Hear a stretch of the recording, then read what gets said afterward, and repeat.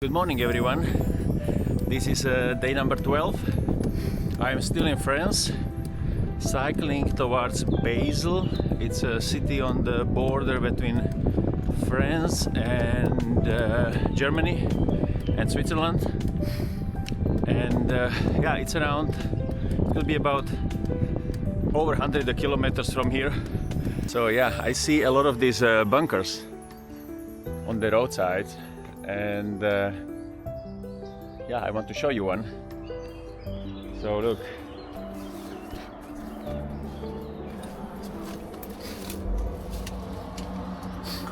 the wall could be maybe like a meter thick.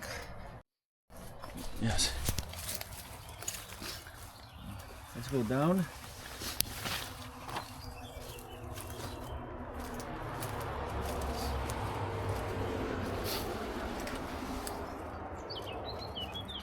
And here is the entrance, and actually it's open. Wow. Yeah, look at that. So, hello.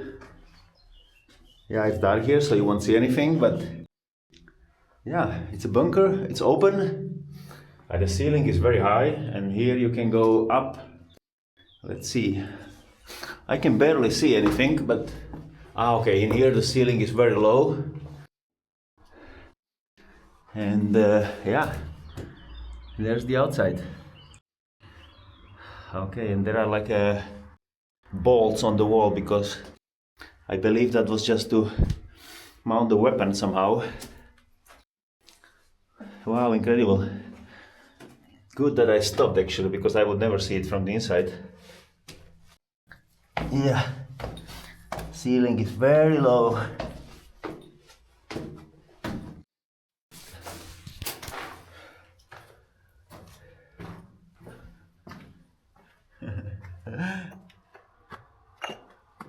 Okay, and here is something that's like for ventilation.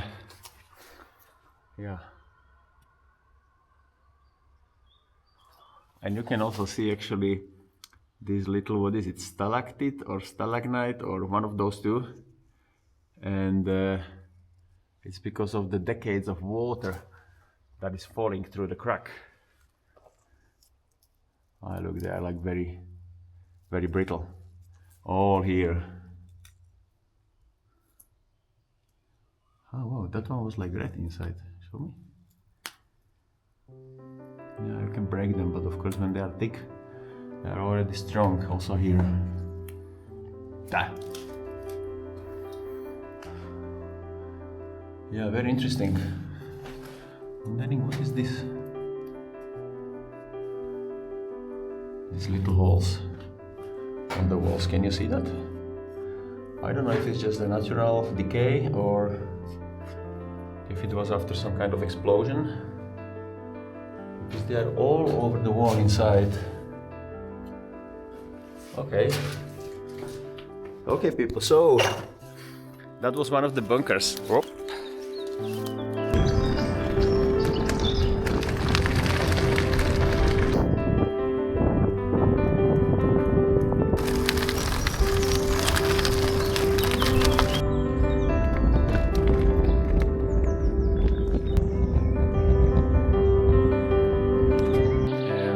Always remember, one apple a day keeps the doctor away. Bonjour.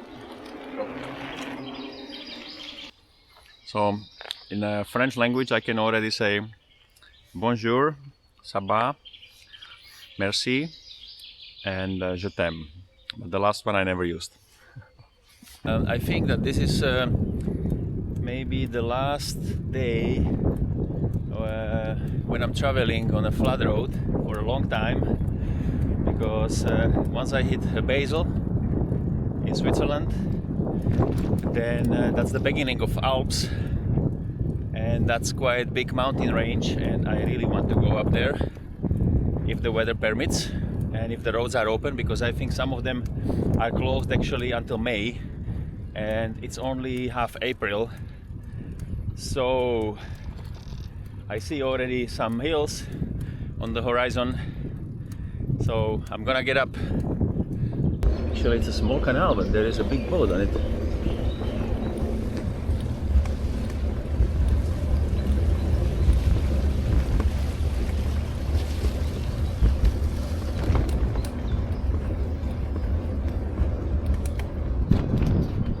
So I'm in a small village in France called Anglosheim. I only remember the name because I can see the sign right here. And it's a lunchtime, so the lunchtime for today is salad and cucumber. I was looking at this like, what is that? Ah, it's a corn. That's how the French are storing the corn. You see that? Wow.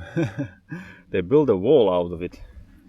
So yes, people, free charging in France actually exists. It was not my fantasy, because now I've been cycling through this village towards Basel.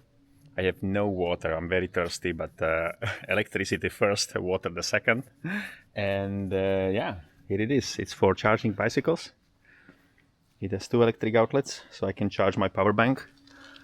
I have this one 24,000 milliampere hours, and it can charge my big laptop maybe 0.7 times, so 3/4, and it's charging very fast. I'm using the charger that is 140 watt, and this is actually charging 132 watt right now, so that is a very, very good. And when I'm charging the laptop out of it, it's taking 90 watts. So I think like just a few years ago it would be impossible from such a small power bank get so much power. And this is the brick. So yeah, very happy about it. And actually in here are also the tools. If someone wants to fix the bike, here are all the basic tools that are needed. And a pump. I actually pump with a pressure gauge. I'm also going to do that. Very cool. They are very progressive village. Well, I'm back to the Rhine River. I mean, I've been cycling parallel to it, but I didn't see it in Strasbourg from yesterday. And I think I might be already in Switzerland, but because there's no border, there is no sign or anything, I don't really know. Yes, welcome to Basel city in Switzerland. This city is actually like in between 3 countries, France, Germany and Switzerland. It's like a triangle. And thanks to Schengen, no borders. I don't even know when exactly am I crossing from one country to another. I wanted to get something from an outdoor shop, so I needed to enter the shopping mall with a bicycle. Yeah, so far no one said anything. I'm gonna lock it and I'm gonna in because I was afraid to leave the bicycle outside. Well, I'm racing with time because sun is already behind the horizon and I'm still in Basel. It's bright, but it's gonna get dark in any minute. And yeah, I need to get out of here. Yes, need to get out of here, quick. Find a camping spot and good night. It's 6 a.m. Most people are still sleeping. Actually now I'm going to the east. Yes, Basel was the turning point when I changed the direction from going south from the Netherlands to Switzerland, and now I'm turning technically left towards the east, and that's why I'm cycling towards the sunrise. I was actually running out of water, but you know where is the drinking water? Not always drinking, but sometimes drinking water is the cemeteries.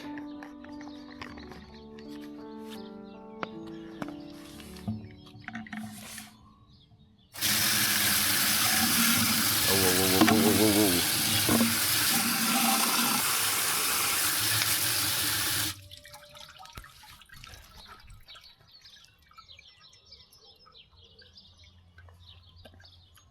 Good one.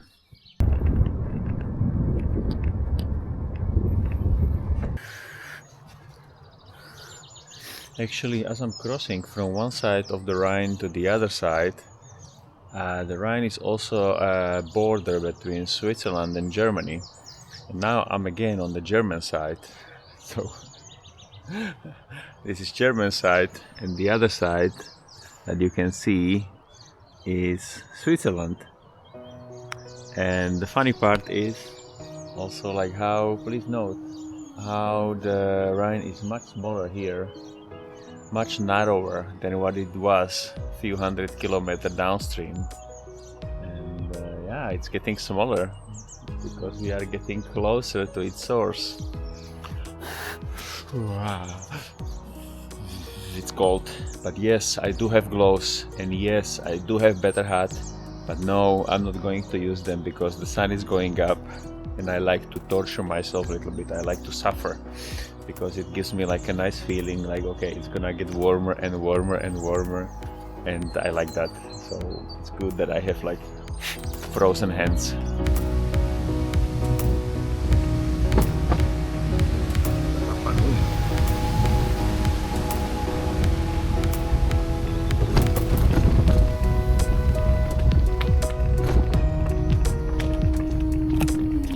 And here is a little piece of Easter Islands, Rapa Nui, in Switzerland.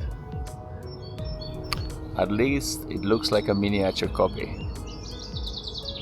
I really like these sleepy villages in Germany, or France also. Like it's just so beautiful in the morning sun. No one is here yet. I mean, people are here but still sleeping. It is so calm and peaceful.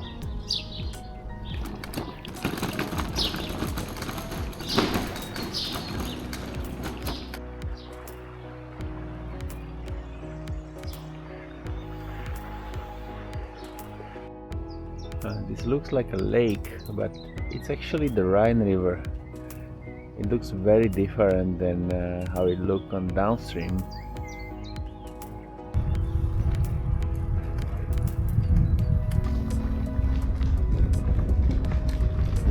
The beautiful town of Laufenbrücke. Wow. Germany. Beautiful. And many people think that Germany is not really a good place to go for a holiday, but it has many nice places, I'd say. Like this one.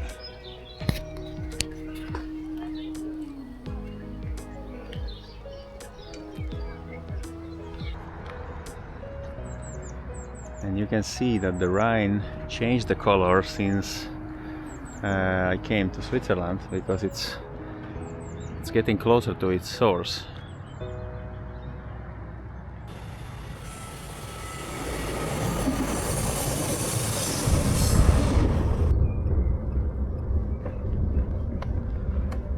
Yeah, the water looks really clean. If it would be warmer, I would already jump in. Let's try the temperature. Yeah, it's freezing. Oh, I'm so tired today. I made almost 100 kilometers, but I came to this town, and I've seen the picture before. So there are waterfalls on the Rhine River. It looks like a small Niagara Falls. I mean, very small. So don't take it too seriously. I was surprised why is there so many tourists around, and it's because of that. That is actually way better than expected. Beautiful. And what is even better is that there are benches here with electric outlets for everyone, so I can charge my batteries. Look at that.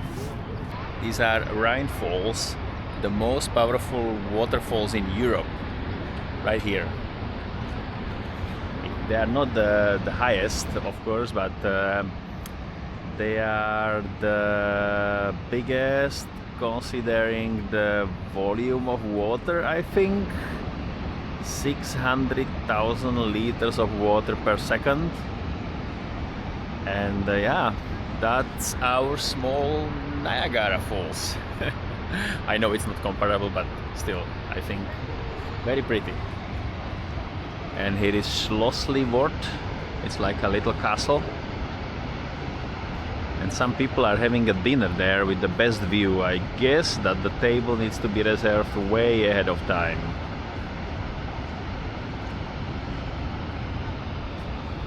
Yeah, today I made roughly 100 kilometers and I feel very tired, but tomorrow morning is going to rain and I need to get to the hotel that I reserved before 3 p.m. and it's around 46 kilometers uphill, downhill in the rain. So yeah, even though I would rather prefer to stop, the thing is, the more kilometers I do today in the good weather, the less kilometers I need to do tomorrow in the bad one. And because I have the reservation, I need to keep going. Otherwise, I would be very happy to stay in my tent whole morning. From the heavy history on the riverbanks to the power of Europe's largest waterfall, this stretch of the Rhine was truly a ride to remember. Thank you for watching, and I can't wait to show you where the road leads next.